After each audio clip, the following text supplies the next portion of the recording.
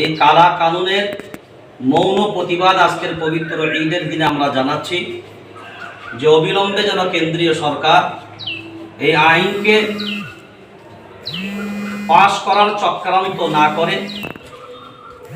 কারণ আমরা পবিত্র রমজান মাসের জন্য অনেকটা ক্ষান্ত ছিলাম। যদি কেন্দ্রীয় সরকার জোরপূর্বক এই আইন বল প্রয়োগ করে পাশ করার চক্রান্ত চালায়, তাহলে আমরা অন্তত যারা ওয়াকফকে ভালোবাসি, দেশকে ভালোবাসি, গণতন্ত্র এই পরিকাঠামোকে ভালোবাসি, আর যে সংবিধান আমাদেরকে ভারতবর্ষে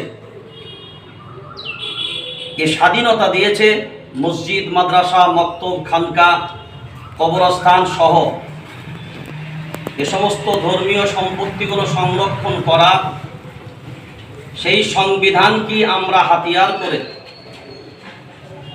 যদি আগামীতে এই চক্রান্ত বন্ধ না হয়, তাহলে আমরা বৃহৎ আন্দোলনের জন্য মানসিকভাবে আমরা প্রস্তুতি নিয়ে নিয়েছি। তাতে প্রয়োজন যদি হয় ইনশাআল্লাহ জেলে যাবার জন্য আমরা প্রস্তুত আছি ইনশাআল্লাহ। কারণ আমরাও ভারতবর্ষের নাগরিক। এই দেশে ধর্ম নিয়ে বেঁচে থাকার সমান অধিকার আমাদেরও আছে।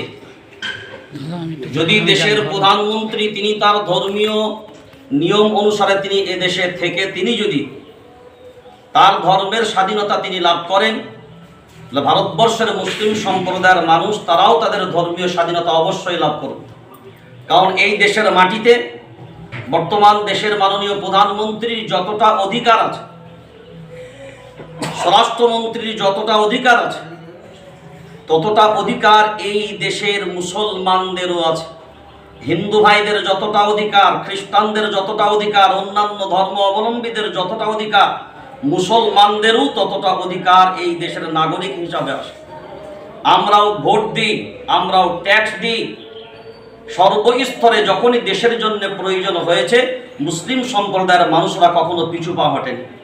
দেশের স্বাধীনতা থেকে নিয়ে আজও পর্যন্ত দেশের জন্য যখনই কোরবানির প্রয়োজন হয়েছে, তখনই আমরা এগিয়ে গেছি।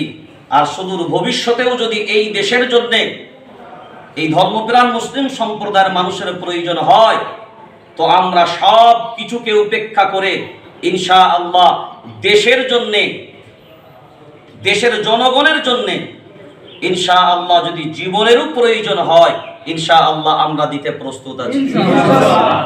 সেই জন্য বিনয়ের সাথে আজকে ঈদের দিনে বলবো কেন্দ্রীয় সরকারের কাছে বিশেষভাবে যে অন্তত সমস্ত মুসলিম সম্প্রদায়ের মানুষ এর প্রতিবাদ করেছে এই আইনের বিরুদ্ধে।